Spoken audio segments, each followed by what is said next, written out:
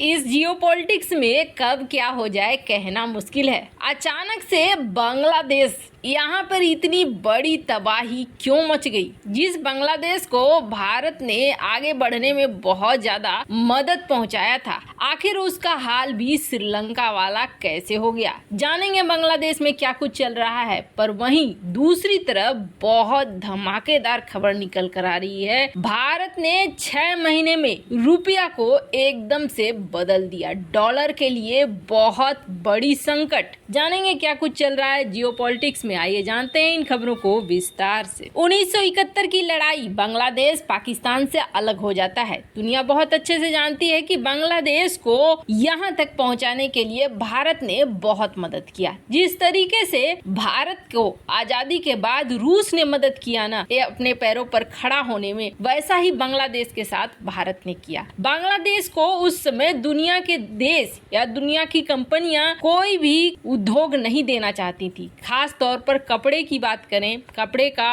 वो व्यापार करना चाहते थे, लेकिन दुनिया की कंपनी रेडी नहीं थी, बांग्लादेश पर यकीन नहीं कर रही थी। तब भारत ने मध्यस्थ के रूप में, गारंटर के रूप में काम किया था। भारतीय कथित तौर पर बैंकों ने काम किया था, जिसके बाद बड़ी आसानी से इन्हें कॉन्ट्रैक्ट मिलना शुरू हो गया और कपड़े का व्यवसाय इन्होंने बहुत अच्छे से पकड़ा। इस तरीके से पकड़ा कि कपड़े के इंडस्ट्री में, टेक्सटाइल इंडस्ट्री में ये काफी बड़ा नाम बनने लगे और दुनिया भर के देश और कंपनियां सस्ते माल के लिए इनकी तरफ देखने लगे। कमाई इनका बहुत अच्छा होने लगा।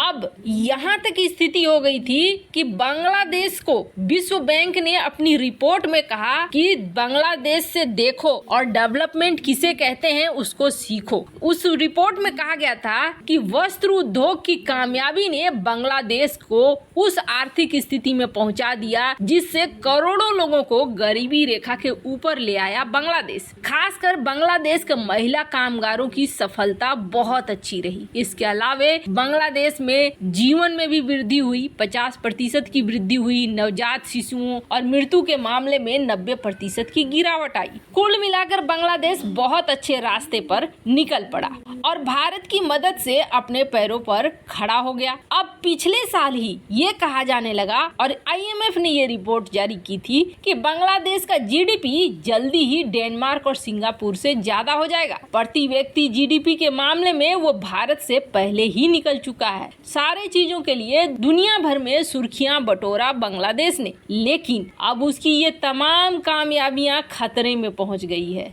जोरदार मार पड़ी है बांग्लादेश के ऊपर और ये मार ऐसी पड़ी है कि श्रीलंका और पाकिस्तान के रास्ते पर बांग्लादेश चल पड़ा है। तीसरा दक्षिण एशियाई देश बन गया है जो IMF के दरवाजे पर जाकर खड़ा है और मांग रहा है कि आप हमें कुछ पैसे दे दो। लेकिन पाकिस्तान और श्रीलंका से फिर भी इसके हालात सही हैं, क्योंकि IMF का मानना है कि इसके हालात उतने भी खराब नहीं हुए हैं कि ये हमारे पैसे को लौटा ना सके। इसलिए 4.5 बिलियन डॉलर का कर्जा देने के लिए IMF तैयार हो गया है। 17 करोड़ की आबादी है इस देश की युवा की, लेकिन ये देश खुद को बचाने में संभव नहीं रहा। कई दूसरे देशों के तरह विदेशी मुद्रा भंडार को भी नहीं बचा पाया और अब स्थिति ये आ गई है कि ये IMF के सामने झोली फैलाकर खड़ा है। इसके पीछे कारण क्या है? जिस कपड़े के उद्योग ने इसे ऊंचाई पर पहुंचाया था, उसी कपड़े के उद्योग ने इसे धरातल पर भी पहुंचा दिया, क्योंकि जैसे ही महामारी शुरू हुआ वैसे ही बांग्लादेश में लॉकडाउन लगा, कामगार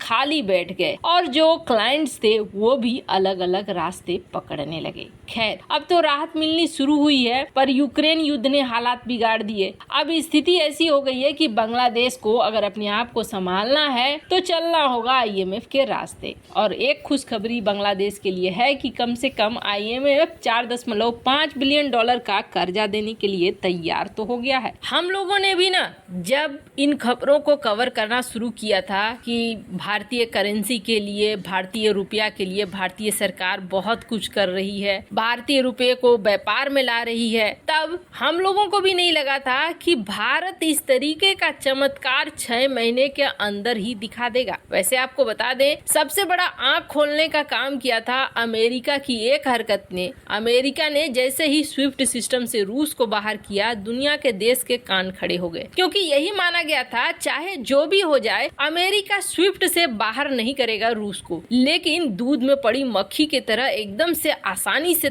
इन्होंने बाहर कर दिया, जैसे कि पहले से प्लान्ड हो कि हाँ हमें क्या क्या एक्शन लेना है। और ये चीज एक झटके की तरह थी, चीन के लिए भी, भारत के लिए भी। और भारत ने उसी समय से एक मुहिम छेड़ दी कि अपने देश में डॉलर के ऊपर हमें डिपेंड नहीं रहना है। अब अभी की सिचुएशन की बात करें तो हम दुनिया की 5वीं सबसे बड़ी अर्थव्यवस्था हैं। हमारी करेंसी को मोस्ट ट्रस्टेड करेंसी के रूप में 15वां स्थान मिला है, लेकिन 15वां पोजीशन कोई अच्छा पोजीशन नहीं है। टॉप 5 में जो पोजीशन है, जिन देशों का पोजीशन है, वही सबसे अच्छे माने जाते हैं। अब भारत भी चाह रहा है कि इस टॉप 5 में भारत पहुंचे, और अभी आप रिकॉर्ड उठाकर देखेंगे ना तो लगातार आरबीआई हो, भारत का वित्तीय संस्थान हो, इनमें लगातार बैठकें भी हो रही हैं और पॉलिसी में कई सारे बदलाव भी देखने को मिल रहे हैं। अब जहां कई सारे पॉलिसी के बदलाव व्यवसाय में भी किए गए, भारतीय ट्रेडर्स को फायदा देने में भी किया गया। पहले सिर्फ 4 करेंसी थी जिसमें भारतीय ट्रेडर व्यापार कर सकते थे और उसमें अपनी ही करेंसी शामिल नहीं थी, पर भारत ने नियम बदलकर भारतीय रुपए को भी इसमें डाला कि अगर आप रुपए में व्यापार करते हैं तो आपको इंसेंटिव मिलेगा, आपको छूट मिलेगी। एक्सपोर्टर और बैंक दोनों को मिलाकर बैठकें की गई और जाना गया कि उन्हें क्या चाहिए। नए पॉलिसीज उसी तरीके से बनाए गए जिस तरीके से भारतीय करेंसी को बल मिले। अब ऐसा तो नहीं है कि भारतीय व्यापारी अपना नुकसान करवा लेंगे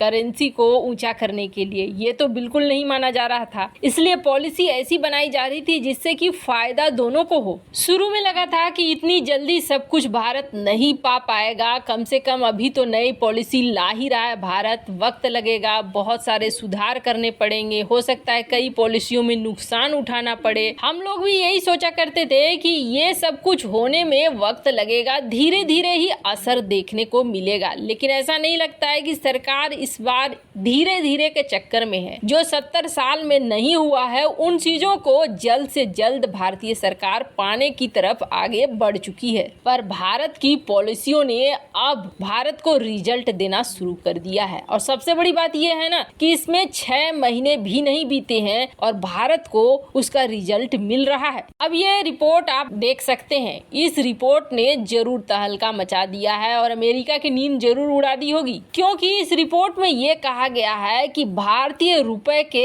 एक्सपोर्ट में अब बढ़ोतरी हो रही है। 8 से 10 बिलियन डॉलर का व्यापार अब भारतीय रुपए में हो रहा है। यानी कि जो प्रोसेस शुरू किया भारत ने, उस प्रोसेस में भारत को बड़ी जीत मिल रही है। मतलब कि बहुत सारे भारतीय ट्रेडर अब भारतीय रुपए में कर रहे हैं व्यापार और जल्द से जल्द ये अब मार्केट में छाने वाला है। वैसे आपको क्या लगता है, क्या भारत की नई पॉलिसी बिल्कुल सही दिशा में चल रही है? कमेंट कर अपनी राय जरूर बताएं। जल्द मिलते हैं अगले वीडियो में नई खबर के साथ।